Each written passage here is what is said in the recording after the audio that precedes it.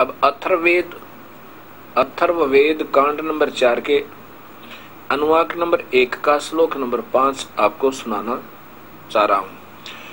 सह माने उसी बुद्धिनाथ मूल मालिक से अभी अग्रम सर्वप्रथम शतान पर आश्रय अष्टंगी दुर्गा अर्थात प्रकृति देवी जनु से माने उत्पन्न हुई।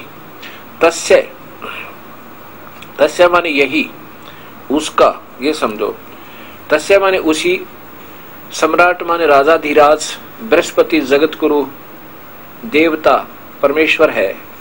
यही तस्य माने वह, तस्य माने वही, ये वो परमेश्वर है। जगत वही राजाधिराज यानी कुल मालिक सम्राट, बृहस्पति माने जगत गुरु, देवता माने परमेश्वर है। कौन? यत माने जिससे, अह माने सबका वियोग हुआ, जिस जो वहां से बिछुड़ कर आए है ना हम सभी, ये वो परमेश्वर है। अथ माने इसके बाद, ज्योतिष माने ज्योत स्वरूपी निरंजन अर्थात काल, ब्रह्म के शुक्र माने वीर्य अर्थात बीज शक्ति से, जनिष्ठ माने उत्पन्न होकर ये जीवात्मा, विप्रा माने भक्त आत्मा, वी माने अलग से, धुमंतु माने मृतलोक और स्वर्गलोक में। धुमंतु का अर्थ है मृतलोक और स्वर्गलोकों में। वसंतो निवास करने लगी अर्थात काल ने कहा कि तुम यहां निवास करो। कितना स्पष्ट कर दिया कि उसी परमात्मा से ये पहले बता दिया जो ब्रह्म उत्पन्न हुआ पूर्ण परमात्मा तक काल। ये आपको कबीर साहब की वाणी भी यही बता रही है कि पहले की निरंजन राई, पीछे से माया उपजाई।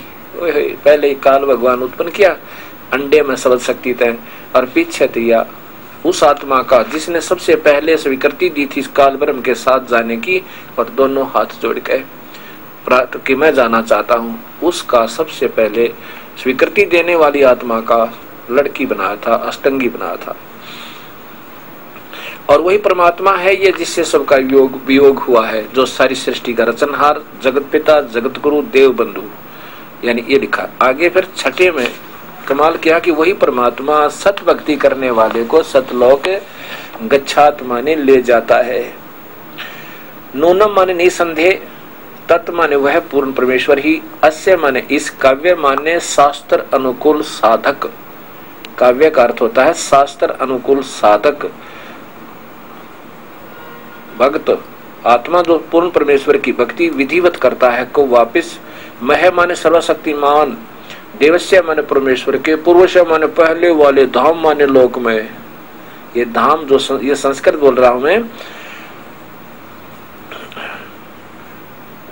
मह माने सर्वशक्तिमान, देवस्य माने परमेश्वर के, पूर्वस्य ये संस्कृत है, माने पूर्वस्य माने पहले के, धाम माने लोक में, सतलोक में, हिनोती माने भेज देता है। वही परमात्मा उस शास्त्र अनुकूल साधक को जो पूर्ण परमात्मा कबीर साहब की भक्ति करता है उसको सतलोक भेज देता है। पूर्व माने पहले वाले, विषयते माने चाहे हुए उस, जिस परमात्मा की सब तलाश है, सब ढूंढ रहे उस ईश्वर को, उस परमात्मा को चाहे हुए विषिते माने बहुत अच्छे ढंग से जिसकी तलाश है सबको, ऐसा माने इस परमेश्वर को वह पहले वाले, उस पहले वाले यानी सबसे पहले वाले भगवान जिसकी सबको तलाश है, उसको इस परमेश्वर को वह जजे माने सृष्टि उत्पत्ति के ज्ञान को जान के, यानी वहां जाने के बाद तो मैं सब पता लग जाएगा हम कैसे फंसे थे काल के जाल में।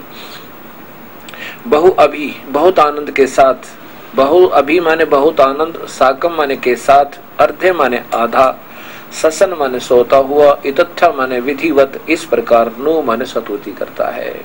बहुत प्यार से आधा सो आधा जागे, कति निश्चिंत हो जाए, इसमें कोई चिंता कोई फिक्र नहीं रहे, और बहुत दुख से निकल कर फिर शांति तस्वया करे, उस समय वो प्रभु की ऐसे सतुति करता है। कैसे? गरीबदास जी इसका प्रमाण देते हैं, क्योंकि गरीबदास जी को भी कबीर परमेश्वर स्वयं आकर के सतलोक लेकर गए थे। गरीब अजब नगर में ले गया हमको सतगुरु आने, जल के बिंब अगाध गति ही सूते चादर ताने। अजब नगर में ले गया, उस लोक में, सतलोक में ले गया हमको, यानी मुझे कबीर परमेश्वर आके और वहां तक जाकर देखा वो आनंद, वहां का शोभा। हम तो चादर तान के सो गए। चादर तान के सोना, निश्चिंत हो जाना, कोई दुख नहीं, कोई जन्म मरण नहीं, कोई कष्ट नहीं, कोई रोग नहीं। ये अथर्ववेद कांड नंबर 4 का अनुवाक नंबर 1 का मैं श्लोक नंबर 6 आपको सुनाया। अब 7 में मैं कमाल कर दिया, निचोड़ कर दिया, सार दे दिया। अब जो इसमें के बताया है कि जो मैंने पहले वर्णन किया है ना, जो अविनाशी, अचल, जगत बंधु, सारी सृष्टि का रचनहार, जगत गुरु और सारी सृष्टि का रचनहार, वो है कौन? इसमें स्पष्ट कर दिया, वो कबीर परमेश्वर है। क्या कहा? ये माने जो अथर्वाणम माने अचल अर्थात अविनाशी, पितरम माने जगत पिता, देवबंधु माने भक्तों का वास्तविक साथी अर्थात आत्मा का आधार, बृहस्पति जगत गुरु, बृहस्पति माने जगत गुरु, जय माने तथा, नमसा माने विनम्र पुजारी अर्थात विधिवत साधक को, अव माने सुरक्षा के साथ, गच्छात माने सतलोक ले जाने वाला कौन है? और विश्वेशाम सारे ब्रह्मांडों को, जनिता माने रचने वाला, न दबाता है काल की तरह धोखा न देने वाला, वो है कौन? समाधान माने स्वभाव वाला, गुणों वाला। यथा वो कौन है? यथा माने ज्यों का त्यों अर्थात वैसा ही, स माने वह, तवम माने आप, कबीर देव वो कबीर परमेश्वर है। देखो सह त्वम कबीर देव है। एक पुस्तक तैयार हो रही है परिभाषा प्रभु की, इसकी करेक्शनें हो रही हैं, अब ये आपके पास आएगी। प्रभु की रजा रही तो इसमें आपको बिल्कुल निर्णायक ज्ञान मिलेगा। यहां देखना,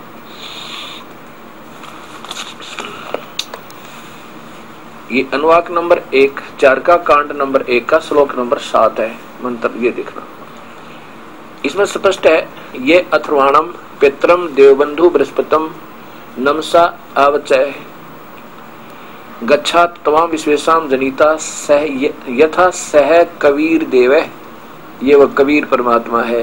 न दबायत स्वाधावान, किस दबायतमान धोखा न देने वाले, स्वाधावान माने गुण वाला।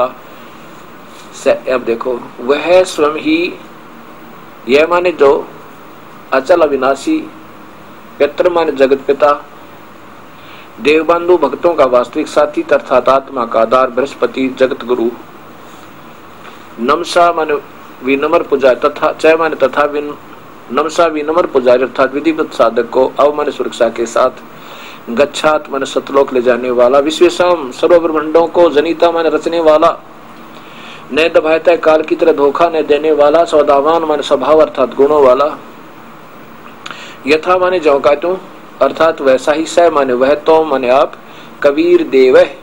इसको ऐसे लिख दें तो भी और ऐसे लिख दें तो भी वो, और ऐसे लिख दें तो भी वो कबीर परमेश्वर है। बोलो सतगुरुदेव की जय। अब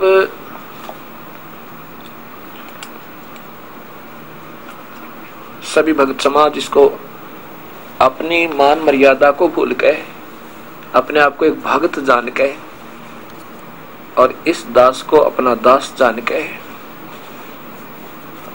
और मैं तो इन महापुरुषों के संतों के जूतों के नीचे की जो रज होती है वो धूल समझना। मुझे दास का कोई मान नहीं, कोई अभिमान नहीं। मान अभिमान तो जब हो जब अपना हमारा कोई ज्ञान हो। ये तो शास्त्र प्रभु कहते हैं, उसी की पुस्तकों को पढ़ के हमें ज्ञान हुआ और हम उसके फिर पंसारी बन बैठे, मैं बड़ा, मैं छोटा, मैं ज्यादा जानता हूँ, वो कम जानता है। कोई बात हुई, लिखा हुआ है ठीक है, पढ़ने में नहीं आया वो बात दूसरी रही। अब फिर देख लेंगे इनको और मिलकर एक फैसला दे देंगे समाज को। ये सदा आभारी रहेंगे आपके। अब भी कुछ नहीं बिगड़ा है, पीछे बनी सो बनी, कोई बात नहीं। हम भी ऐसे अंधे थे, लग रहे थे हनुमान के पीछे। हनुमान जी की पूजा किया करता, श्याम जी की पूजा करता था, मंगलवार के व्रत रखता था, ब्रह्मा विष्णु महेश को सर्वशक्तिमान मानता था, जैसे गुरु जी मिले थे। और जिस दिन से पता लगा उस दिन से उन्हीं से किनारा कर दिया और उन गुरुओं ने भी अब उस मर्यादा को समझना पड़ा। और जब पूर्ण गुरु मिले हमने उनका आसरा ले लिया। ऐसे ही अब करना होगा और ताकि ये जीव सुलझ सके। इस प्रकार कबीर साहब उन दोनों मजहबों को, धर्मों को, हिंदू और मुसलमानों को मगर में समझा रहे हैं। 3-4 दिन साहब वहां पर रुके। कबीर परमेश्वर पहले दिन सत्संग सुनावे, सब प्रसन्न होकर एक होकर जावे। वहां जाकर के उनके जो गुरु लोग थे, जिनकी रोजी रोटी समाप्त हुई थी, उनकी बेइज्जती हुई थी कि तो सच्चाई बता रहा है, वो कहते हैं वैसे ही कह रहा है, उसमें ऐसा नहीं है वैसा नहीं है, इसको क्या पता, ये तो गंवार है, अनपढ़ है। अब चक्कर क्या है, ये भोली आत्मा उन नकली गुरुओं के साथ तो ज्यादा रहते हैं और सत्य बताने वाले का संपर्क उनका कम होता है, इसलिए वो अधूरे गुरु उनको ज्यादा आधारित रखते हैं। बिजली खां पठान ने विनम्र भाव से प्रार्थना की, दाता वैसे तो आप कहोगे हमने स्वीकार्य ही होगा, लेकिन हजरत मोहम्मद जी ने कितना संघर्ष किया है इस सतमार्ग को प्रशस्त करने में, और उन्होंने तो कमाल कर दिया, बिल्कुल सत्य बताया है।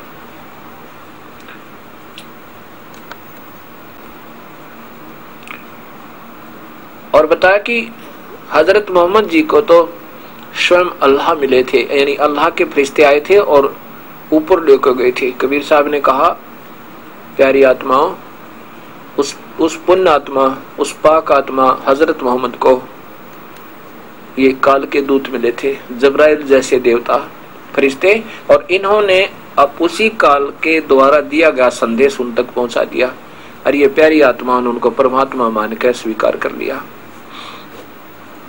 एक बात बताओ, परमात्मा की भक्ति किस लिए करते हैं?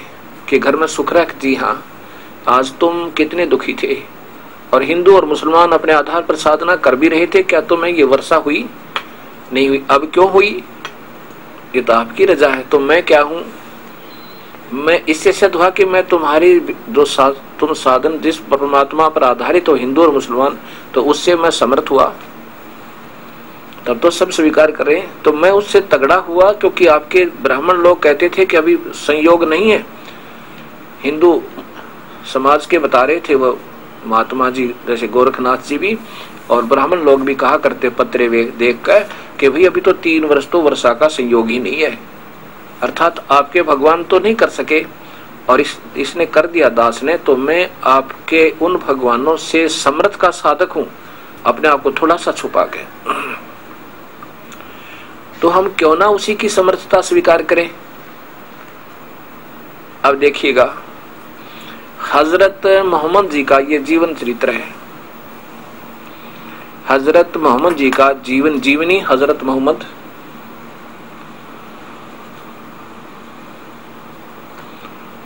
और ये कहां से प्रकाशित है?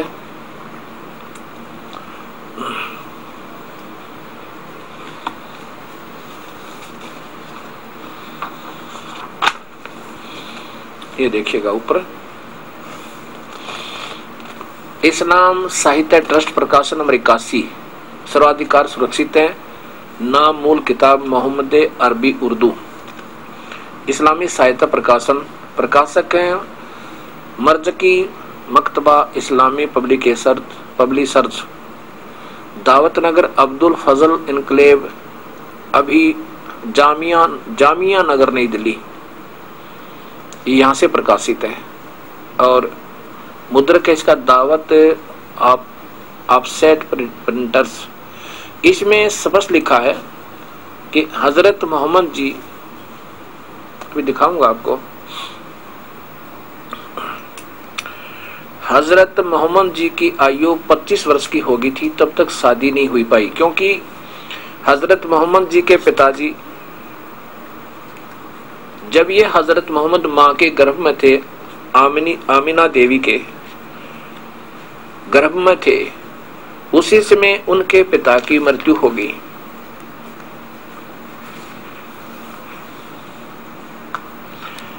अब ये विचार करना, यतीम की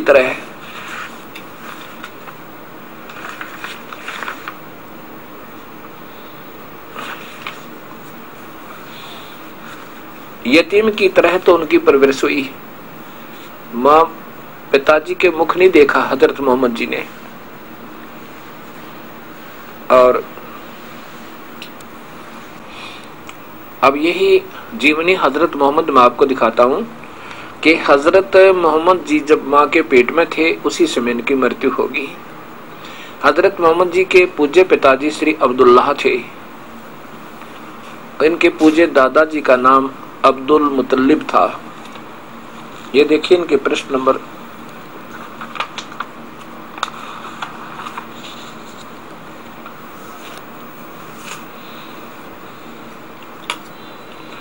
28 पे लिखा है, अब्दुल्लाह के इनका इंतकाल हुआ तो आमनी गर्भवती थी।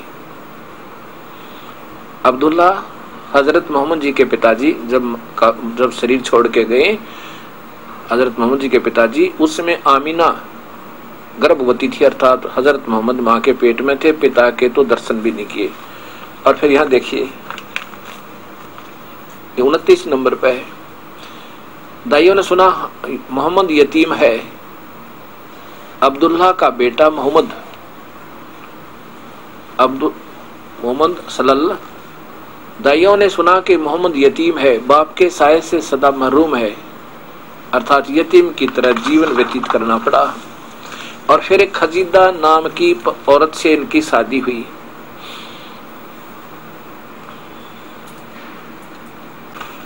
पहले देखिए और दुखदाई खबर हजरत मोहम्मद के बारे में। हजरत मोहम्मद जी उस समय 6 वर्ष के थे जब उनकी माँ की मृत्यु होगी, आमीना की।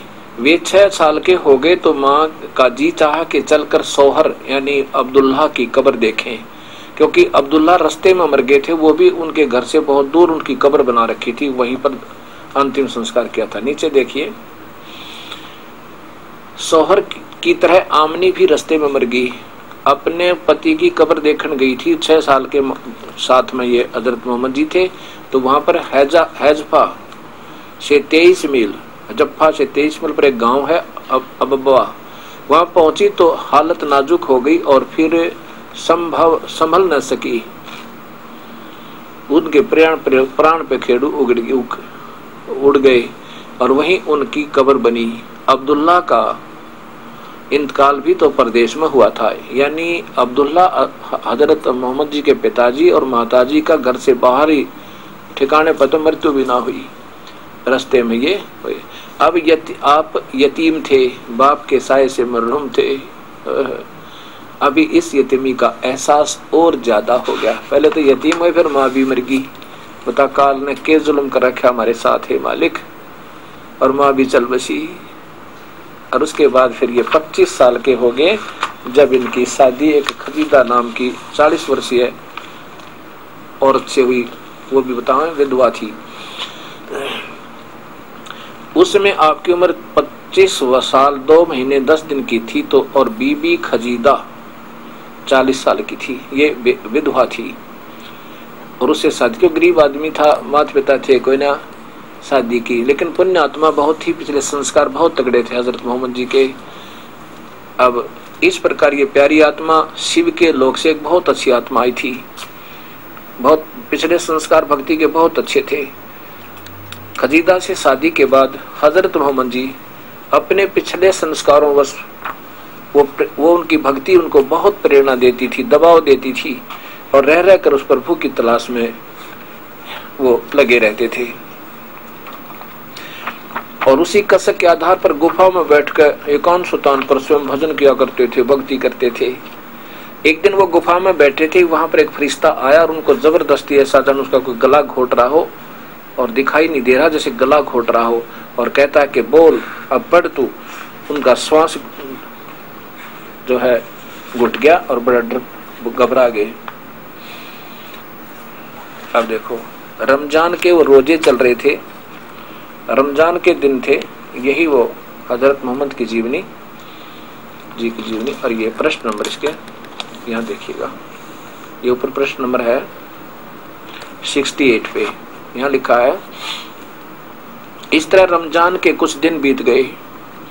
एक दिन आप सलल गुफा में आराम कर रहे थे। सुबह का सुहाना समय था। अचानक एक फरिश्ता दिखाई दिया, ये सामने आया। बहुत ही खूबसूरत और हसीन फरिश्ता, हाथ में हसीन रेशम का एक टुकड़ा भी था। बोला पढ़ो। आप सल्लल्लाहु यानी हजरत मोहम्मद घबरा गए, फरमाया मुझे पढ़ना नहीं आता। आप सल्लल्लाहु हजरत मोहम्मद को ऐसा महसूस हुआ जैसे वह गला घोंट रहा हो और शरीर को भींच रहा हो, फिर छोड़ दिया और कहा पढ़ो। फरमाया आपने कहा मुझे पढ़ना नहीं आता। अब देखो इस प्रकार ये काल के दूत आते हैं, इन प्यारी आत्माओं को ऐसे नचाते हैं। उसके बाद कुछ दिनों के बाद फिर वो आया, उसमें तो घबरा कर वो बाहर चले गए, अपनी पत्नी किसे बताया, खजीदा से ऐसे ऐसे मेरे साथ हुआ। वो फरिश्ता फिर आया, आवाज आई ऊपर से, अचानक एक आवाज आई, मोहम्मद। आप हजरत मोहम्मद चौक पड़े, घबरा गए। देख डरा डरू के बोली आत्माओं को काल कैसे नचा रहा है प्यारी, ये मालिक। और घबरा कर ऊपर सिर ऊपर उठा, देखा तो वही फरिश्ता आदमी की सूरत में खड़ा है। वह पुकार कर कह रहा था, मोहम्मद तुम अल्लाह के रसूल हो और मैं जबरील हूँ। ये जबराइल देवता, ये काल का भेजा हुआ था, मैं जबरील हूँ। आप की घबराहट और बढ़ी, डर से रोंगटे खड़े हो गए, भय से कदम रुक गए। कभी दाईं तरफ देखते, कभी बाईं तरफ की यह सूरत आंखों से ओझल हो, लेकिन जिधर देखते वही दिखाई देता, जिधर मुंह करते उधर ही वही दिखाई देता, मौजूद होता। आगे बढ़े तो पीछे हटे या पीछे हटे, नजर नीचे करें या ऊपर उठाएं, हर तरफ ये काल का देवता, ये फरिश्ता दिखाई दिया। हर तरफ हर जगह वही फरिश्ता दिखाई देता गया। अब देखो फिर फरिश्ता चला गया। आप सल्लल्लाहु खजीदा के पास आए, भय से कांपते हुए और पसीने से डूबे हुए। आते ही फरमाया कि मुझे कुछ उड़ा दो। तुरंत बीबी खजीदा ने चादर उड़ा दी। अब नीचे देखो, इस तरह ये काल इनको सब भोली आत्माओं को नचा रहा है। इस प्रकार ये काल इन प्यारी आत्माओं को कबीर परमेश्वर के स्वयं आने से या उनके सत मार्गदर्शक के आने से पहले ही इन पुण्य आत्माओं को वो गुमराह कर देता है और जबरदस्ती अपने ज्ञान में उनको मजबूर कर देता है। जैसे इस प्यारी आत्मा हजरत मोहम्मद के साथ कैसा बदसलूक इन फरिश्तों ने किया। अब देखिए, अब इसी जीवनी हजरत मोहम्मद के प्रश्न नंबर 74 से आप फिर देखिए क्या लिखा है। क्योंकि उनकी तमन्ना और आरजू पूरी होगी, वह का इंतजार था, वह फिर आ गई। इसके बाद कई बार वह आई। हजरत जबरील आते रहे और पैगाम सुनाते रहे। इब काल का संदेशा ले कहीं गया और वो सारा का सारा नोट कर दिया गया। ये देखिए, अब हजरत जबरील ने बताया किस प्रकार वजू करें, किस तरह नमाज पढ़ें। एक दिन आप हजरत मोहम्मद सल्लल्लाहु मक्के के ऊपरी इलाके में थे। हजरत जबरील ने आप के सामने वजू किया और बताया जब नमाज पढ़ना हो तो इस तरह पाक साफ हो। फिर आपने भी उसी तरह वजू किया। फिर हजरत जिब्राइल खड़े हुए, आपको नमाज पढ़कर दिखाई। आपने भी उन्हीं की तरह नमाज पढ़ी। इसके बाद जिब्रील चले गए और फिर ये जिब्रील इनको ऊपर ले गया, ना जाने कहाँ दिखाया। तो इस प्रकार इस प्यारी आत्मा ने जो भी उस काल ने और काल के फरिश्तों ने जो भी ज्ञान दिया सत्य मानकर आरूढ़ोगे, ना मानने तो ये जबरदस्ती करवा ले। जैसे अर्जुन को इसी भयंकर रूप दिखाया, सबको मारूंगा और सारा कांप अर्जुन, डरते ना मरली, जो आप कहते हो सत्य है। अब क्या करिए, तो ऐसे भी तो कर देता है इन प्यारी आत्माओं के साथ। अब मेरा जो कहने का भाव ये था कि कबीर साहब हमें ये बताना चाहते हैं कि तुम जो सभी मजहब आज के दिन जिस साधना को कर रहे हैं वो काल साधना है और काल इस जीव को सुखी नहीं होने देता है। आप देखो, हजरत मोहम्मद जी के ही जीवन को देख लीजिए, और जब ऐसी प्यारी आत्मा, पुण्य आत्मा, भक्ति युक्त आत्मा के साथ ऐसा जुल्म हो रहा है तो अन्य उसके अनुयायी कितने सुखी हो सकते हैं। इसी में लिखा है कि हजरत मोहम्मद के 7 संतान हुई, 4 लड़कियां और 3 लड़के। जीवनी हजरत मोहम्मद, प्रश्न नंबर 64 64 पे। ये देखिए, हे परमात्मा, लेकिन ये मुबारक घड़ियां और खुशी के दिन जल्दी ही खत्म हो गए। 4 लड़के 3 लड़कियां हो गई थी, खुशी और मनाई थी। आप के सब बेटे एक एक करके अल्लाह को प्यारे हो गए, मर गए। कासिम, तैयब और ताहिर, ये 3 पुत्र थे, सब अल्लाह से जा मिले। जख्म पर जख्म लगते रहे, लेकिन आप सब्र करते रहे। और क्या करे, काल में बांध रखा बेचारों को। बचपन में तो यतीमी का दुख उठाया, बड़े हुए तो मां मर गई, और फिर जिगर के टुकड़े का गम सहन करना पड़ा। अब भक्त आत्माओं,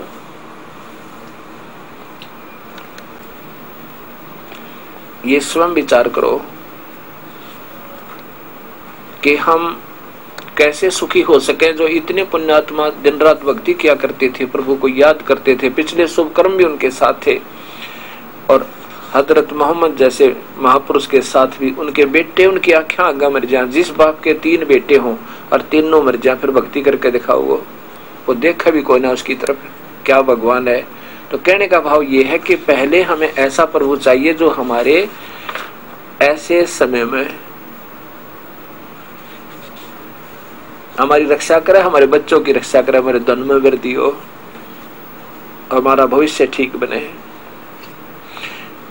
और फिर हजरत मोहम्मद जी ने की पत्नी खजीदा भी मर गई, बेटे भी मर गए, फिर वह पत्नी खजीदा भी मर गई, और फिर इन्होंने 5-6 शादियां और कराई। एक जगह लिखा 10 शादियां, एक जगह लिखा 5 शादी और कराई, और फिर 63 साल की उम्र में स्वयं मर गए। देखेंगे कि हजरत मोहम्मद जी का बीच में बहुत संघर्ष हुआ। इस अपना जो ज्ञान हुआ था उनको इन देवताओं से, उसको सत्य मान करके इस महापुरुष ने बहुत संघर्ष किया, और फिर 63 साल की उम्र में मृत्यु हो गई, कुल 63 साल की उम्र में। अब देखो, ये वही पुस्तक है, इसके यहाँ देखिएगा, ये अंतिम उनकी आवाज थी और आदेश था इस्लाम धर्म को, प्यारी आत्माओं को। हिजरत का 10वां साल था। प्यारे नबी हजरत मोहम्मद को सल्लल्लाहु हज कहते हैं। हज के इरादे से मक्का रवाना हुए। आपके साथ 1 लाख से ज्यादा बहादुर साथियों का काफिला था।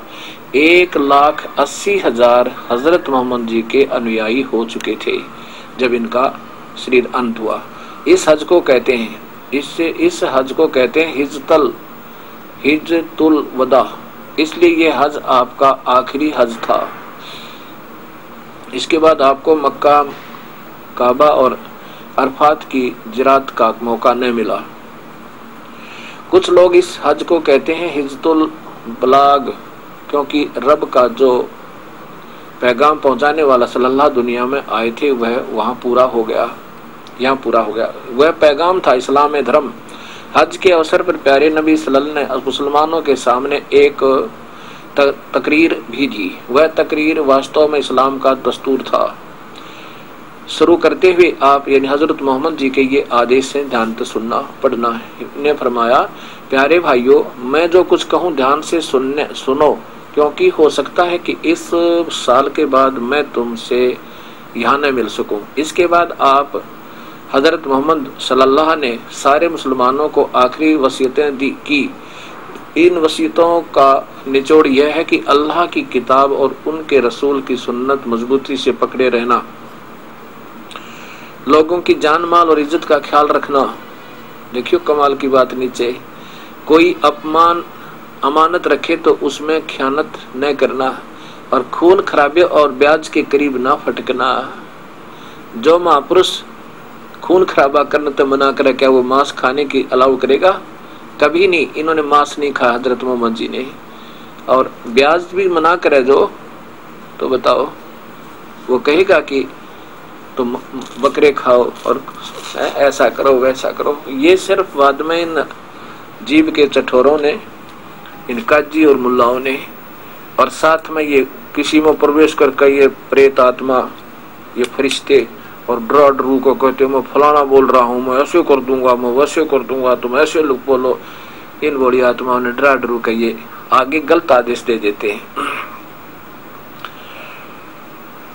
अब यहाँ बात विशेष विचारनीय है। गरीबदास जी कहते हैं कि अल्लाह अरस कुरस पर अल्लाह तकत है और खालिक बिन नहीं खाली, वह पैगंबर पाक पुरुष थे साहिब के अब्दाली। ये हजरत मोहम्मद जी जैसे महापुरुष जितने भी उससे पहले पैगंबर आए हैं वो बहुत पुण्य आत्मा थी। और फिर कहते हैं कि नबी मोहम्मद नमस्कार है, ये तो पुण्य आत्मा आदरणीय थी। और राम रसूल कहाया, 1,80,000 को सौगंध जिन नहीं कर चलाया। 1,80,000 हजरत मोहम्मद जी के सीधे मुसलमान अनुयायी थे। उनको कसम है, मैं कसम खाकर कहता हूं कि उन्होंने बेचारों ने, गरीबदास जी कहते हैं कि उन्होंने कभी कर्द नहीं चलाया, कभी मांस नहीं खाया। और फिर क्या बताया कि अरस कुरस पर अल्लाह तकत है, खालिक बिन नहीं खाली, वो पैगंबर पाक पुरुष थे साहिब के अब्दाली। वो तो नेक आत्मा थी, प्रभु के कृपा पात्र। ये जुल्म त्याग दो और उस परमात्मा की भक्ति करो जो पूर्ण सुखदाई। ये काल तो ऐसे चक्कर में डाले रखेगा जैसे हजरत मोहम्मद जी का जीवन सारा पढ़ ले, इंसान आंखों से आंसू नहीं सुखाए। हम पढ़ते हैं ये सोचकर वो तो महान थे, उनको कष्ट नहीं हुआ होगा। वाह जी वाह, कष्ट नहीं हुआ करे, काल ने सबको नचा रखा है। अब मेरे सामने मेरे तीनों पुत्र मर जाते, मैं सपने में भगवान याद नहीं करता। ऐसे अल्लाह ने कौन याद करे, क्योंकि ये काल सबको खाता है। अपने पुत्रों को भी नहीं बख्शता, ब्रह्मा विष्णु महेश को भी खाओगा। माया आदि निरंजन भाई, अपने जाए आप खाई। ये तो अपना ना आप खावे और उसी की हम पूजा कर रहे हैं। इसलिए कबीर परमेश्वर ने उनको समझा, सभी के सभी हिंदू और मुसलमान एक हो गए। कबीर साहब ने कहा हिंदू तो हिंदू बन जाओ और मुसलमान मुसलमान बनो। बीड़ी शराब मांस तंबाकू बिल्कुल मत छूना, ठीक है, नमाज करो और तुम गीता पढ़ो, लेकिन नाम वो जपो जो योद्दास मैं बताऊं। ऐसे उस समय के जो जितने हिंदू और मुसलमान थे, बिल्कुल श्रेष्ठ आत्मा, अपने सब बुराइयों को त्याग कर नाम जपन लगे। आने वाले समय 600 साल हो गए, उनको 550 वर्ष हो गए। अब फिर वो बुराइयां, क्योंकि नकली गुरु फिर चालू कर देते हैं, वहीं के वहीं फिर आ जाते हैं। इस प्रकार कबीर साहब ने वहां समझा। फिर एक कहने लगा जी हमारे कोई संतान ही दाता, दया करो, आशीर्वाद दे दिया, उनका संतान होगी। अब वहां पर उस मगर नगर में एक पूरा मोहल्ला बना हुआ है, उसका नाम लिखा है मोहल्ला कबीर करम। कबीर करम माने कबीर की कृपा से बसा हुआ वो मोहल्ला, पूरा मोहल्ला बना हुआ है। बताते हैं कि हमारे दादा जो थे वो 7वें 8वें 14-15 पहले जो पीढ़ी दादा था, जिसके संतान नहीं थी, जो सतगुरु के चरणों में आया था, उसकी आयु लगभग 65 से भी ऊपर उम्र हो गई थी। दोनों की कोई संतान नहीं थी, पर आशीर्वाद देते 10वें महीने पुत्र हुआ था। और फिर ऐसे 2-3 पुत्र हुए और उससे फिर ये सतगुरु कबीर साहब का की रजा से वो उनका मोहल्ला बना। अब ये प्रसंग चल रहा है कि कबीर साहब की समर्थता का, कि जैसा श्री कृष्ण भगवान ने राजा मोरध्वज के पुत्र ताम्रध्वज को आरे से चिरवा के जीवित कर दिया, क्योंकि उनकी आयु बकाया थी, इसलिए उनको जीवित कर सकते हैं। ऐसे मरे हुए को, कटे हुए टुकड़ों को 1 सेकंड में ये भगवान जोड़ सकते हैं यदि उनकी आयु बकाया है तो। जैसे उन्हीं के सगे भांजे अभिमन्यु सुभद्रा के पुत्र भगवान श्री कृष्ण के सामने चक्रव्यूह में, महाभारत के युद्ध के दौरान चक्रव्यूह में मृत्यु को प्राप्त हुआ। भगवान श्री कृष्ण रो रहे हैं, सुभद्रा रो रही है, सारे पांडव रो रहे हैं, पांडवों का कुल विनाश हो रहा है, लेकिन भगवान श्री कृष्ण अभिमन्यु को जीवित नहीं कर सके। भगवान श्री कृष्ण के सामने उनका पूरा कुल विनाश हो गया, वो कोई रक्षा नहीं कर सके, क्योंकि ये कालाधीन है। इस काल के यानी इस ब्रह्म के अंतर्गत आते हैं, ये उसके रसूल बनकर आते हैं, दूत बनकर आते हैं। इनको भी दुखी करता है, इनको भी नचाता रहता, जैसे हजरत मोहम्मद ईसा मसीह जैसे कि क्या हालत हो कैंट में, कितना दुख दिया उनको, ऐसे ये काल नहीं बख्शता।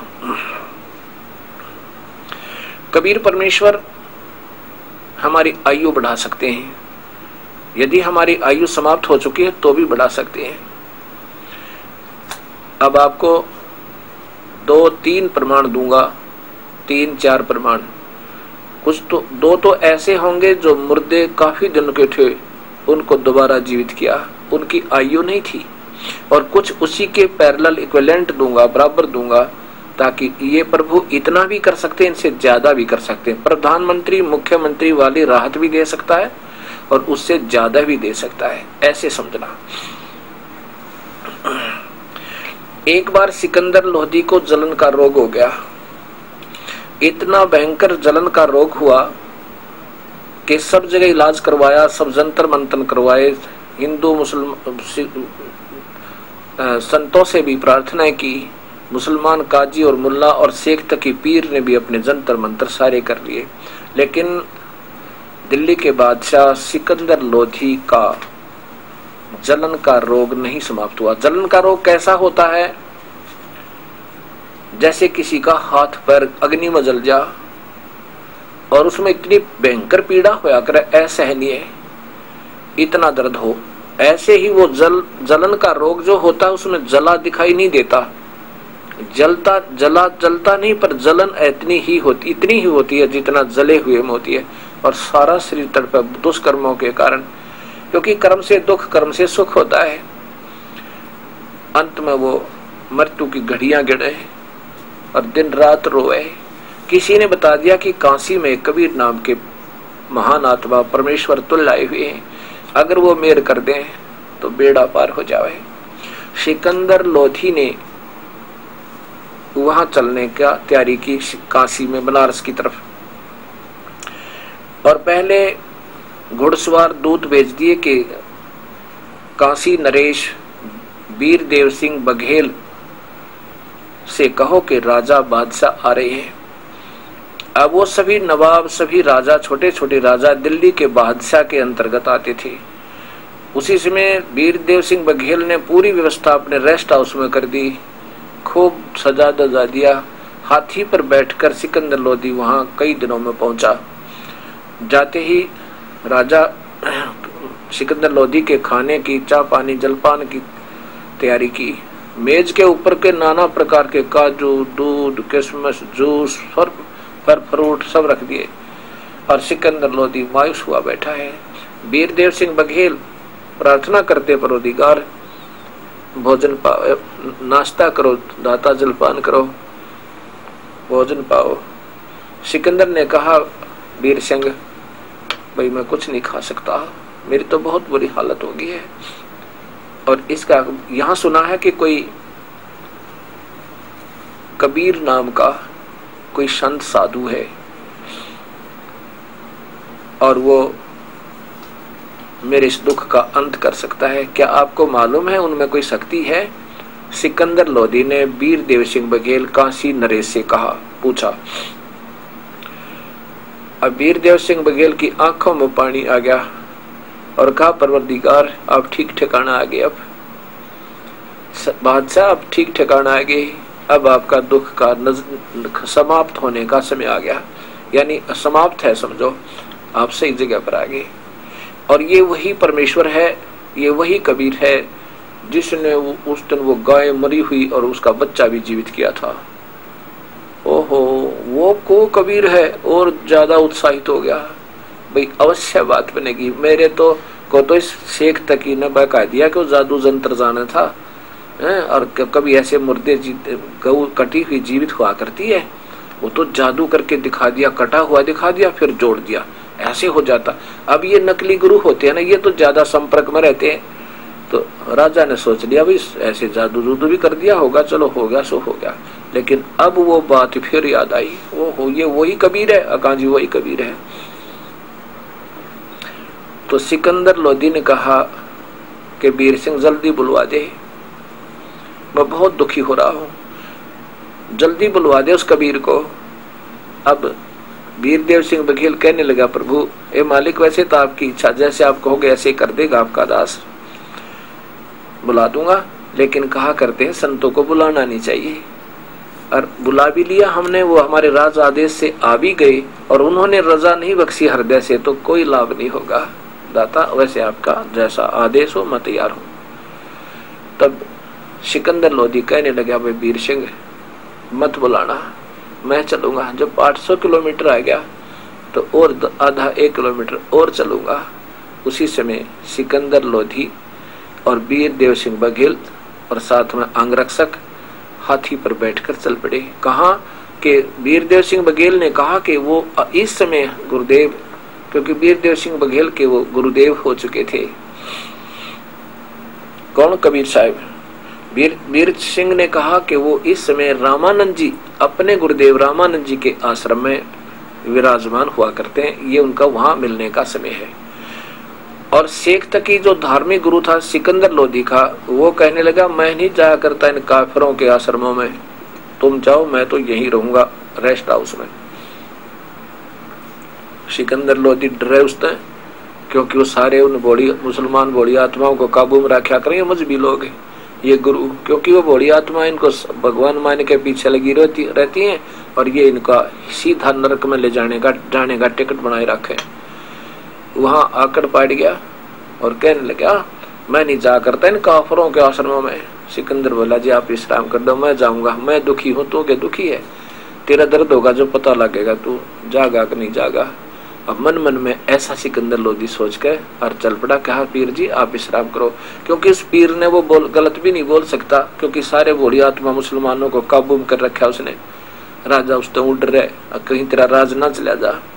सिकंदर लोधी वीर सिंह दोनों के दोनों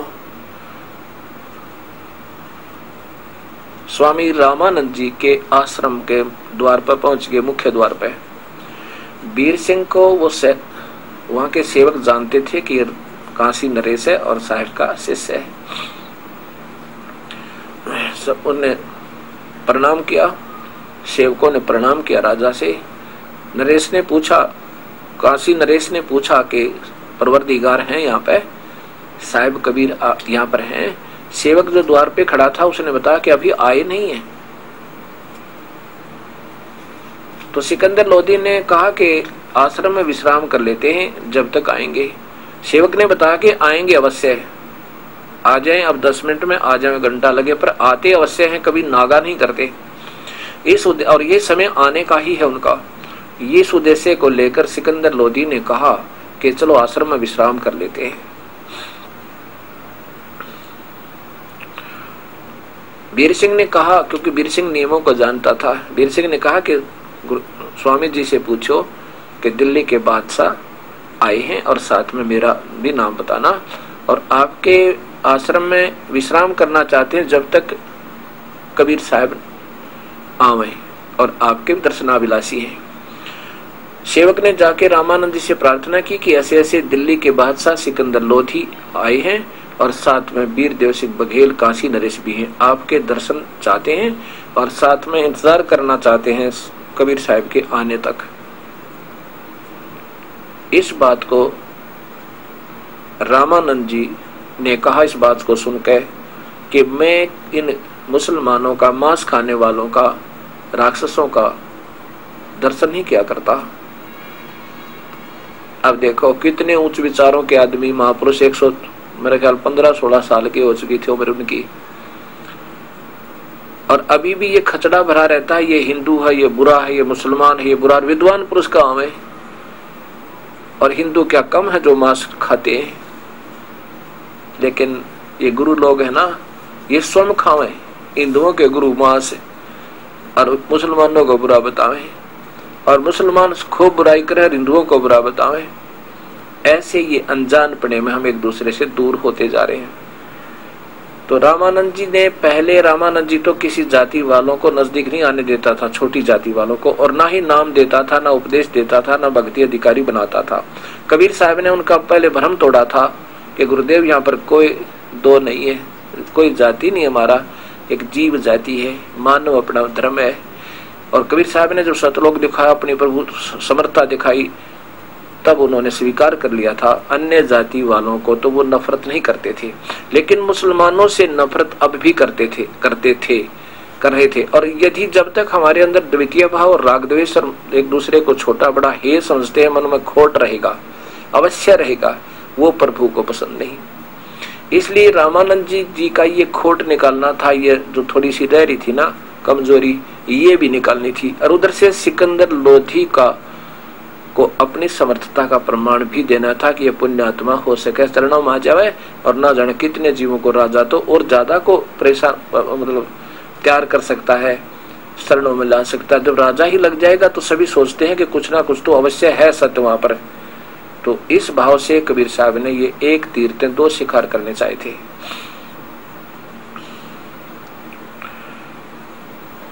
तो सेवक ने आके बताया वीर सिंह बघेल को कि साहब ने मना कर दिया। वीर सिंह तो जानते थे, वीरदेव सिंह बघेल। तो सिकंदर ने पूछा क्या कहा? अब बताऊं क्या कहा? हाँ बताओ बताओ।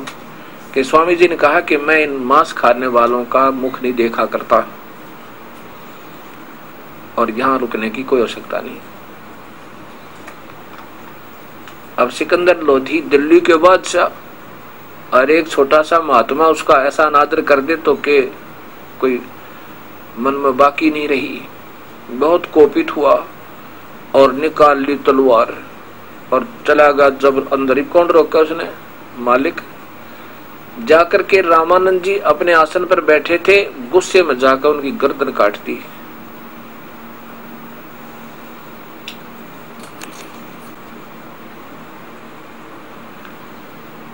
दो टुकड़े हो गए और ऐसे गुस्से में वो कर तो दिया अनर्थ।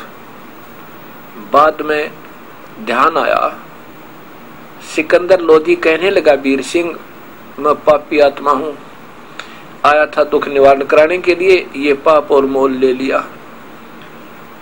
अब मुझे कबीर परमात्मा कबीर साहब माफ नहीं करेंगे, मेरा रोग वो निवारण नहीं करेंगे क्योंकि मैंने उनके गुरुदेव की हत्या कर दी।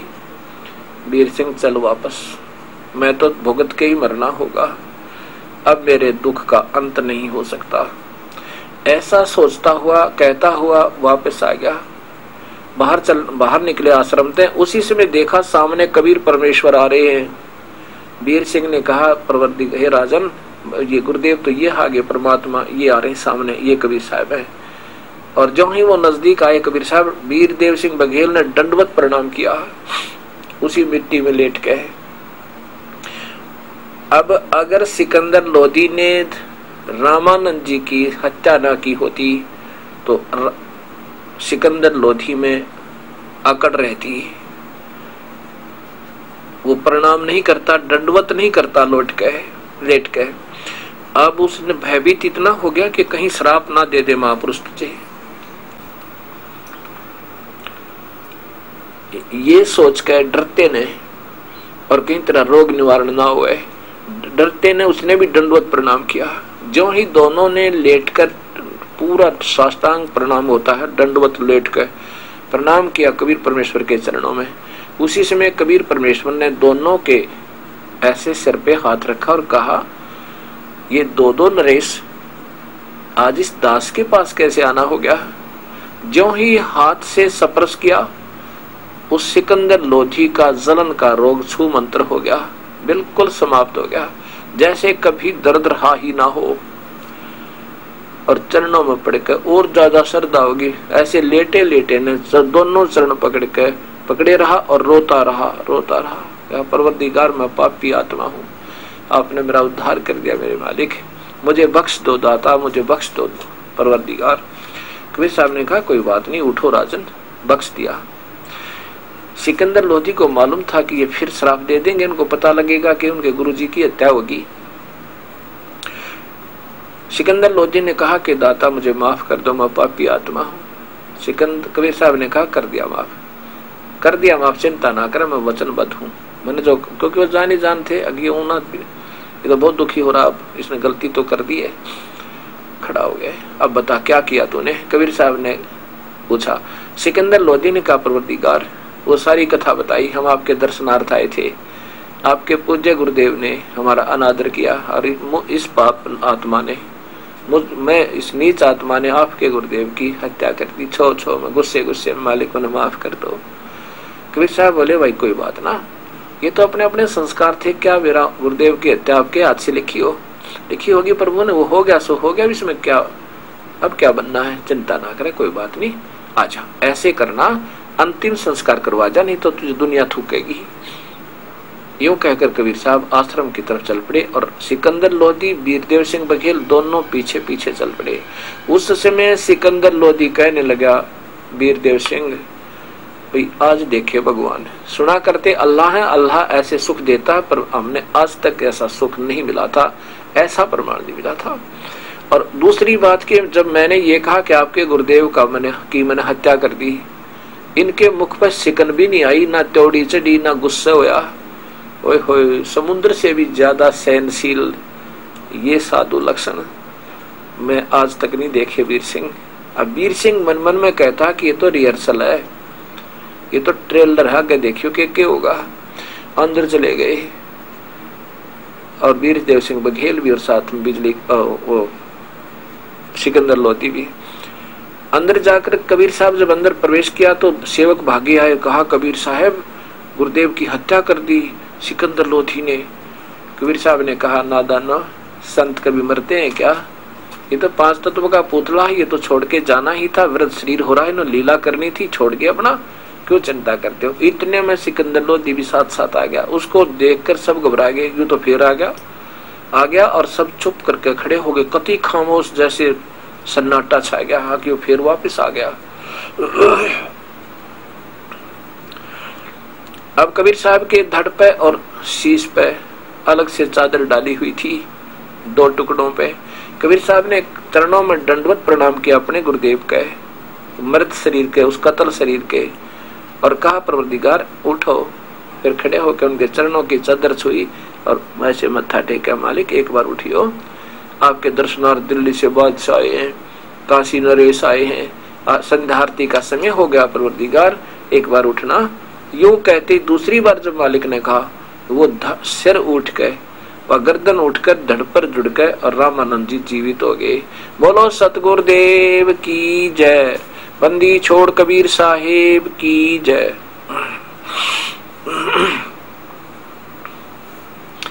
इस कमाल को देख के, इस अनहोनी को देख कर सिकंदर लोधी की आंखों में पानी चूहे। उस समय रामानंद जी जब उठे, वो जीवित हो गए, उन्होंने देखा कि उनका कत्ल हुआ है, तो याद रहा सामने सिकंदर लोधी खड़ा और उनके शरीर से जो गर्दन कटी हुई थी उसमें से आधा दूध, आधे हिस्से से खून निकल रहा था, वह बहा पड़ा था। इसका कारण जब कबीर साहब से रामानंद जी ने पूछा, कबीर साहब ने कहा परवरदिगार आप जानी जान हो, हे दाता पहले आप अन्य जाति वालों को भी हे दृष्टि से देखा करते थे, अब आपने वो निर्मलता आप में आ गई, अब दूसरी जाति वालों को बुरा नहीं मानते हो, सबको उपदेश देते हो, सबको सीने से लगाते हो, प्यार देते हो, इसलिए आपका आधा शरीर पवित्र हो गया, उसमें से दूध निकला। अभी आप मुसलमानों को बुरा मानते हो, इनको नीच मानते हो, हे मानते हो। दाता आप तो महान आत्मा हो और ये सभी बच्चे आप ही के तो हैं। महानता इसी में होती है जो सबको एक जाने, और हम 2 नहीं हैं, हम एक प्रभु की संतान हैं, हम तो 2 बनकर दुखी हो रहे हैं। और दाता ये आप ही के बच्चे हैं, इसलिए आप अभी अधूरे, अभी पूरे स्वच्छ नहीं हुए, प्रभु पाने योग्य नहीं बन पाए। और जिसने प्रभु पाना है वो कौन अटक करे और कौन नखरे करे, कोई जाति नहीं, कोई मजहब नहीं देखता, उसने प्रभु ही पाना होता। उसी समय कसम खाई कि आज के बाद मैं अपने प्यारे मुसलमानों को अपने प्यारे दिल का टुकड़ा समझूंगा जैसे हिंदुओं को समझता हूँ। उसी समय सिकंदर लोधी को सीने से लगा लिया स्वामी रामानंद जी ने और कहा बेटा मेरे तो गलती होगी, माफ कर दे, मेरी बुद्धि भ्रष्ट हो रही थी, क्योंकि हमारा रंग युगों युगों का चढ़ा हुआ है। और सिकंदर लोधी ने कहा दाता मैं नीच आत्मा था, मैंने आप पर हाथ उठा दिया, इसी पुण्य आत्मा पे मतलब कर्महीन था, बुद्धिहीन था, दुख का सताया हुआ था, मालिक मुझे माफ कर दो मालिक। तब वो रामानंद जी कहते हैं ये सारी लीला इस कबीर परमेश्वर की है, ये कुलधनी है, सिकंदर सत्कर मान लेना। इतना खेल देख के उस परमेश्वर का सिकंदर लोधी ने कहा, प्रभु एक बार दिल्ली चलो दास के साथ।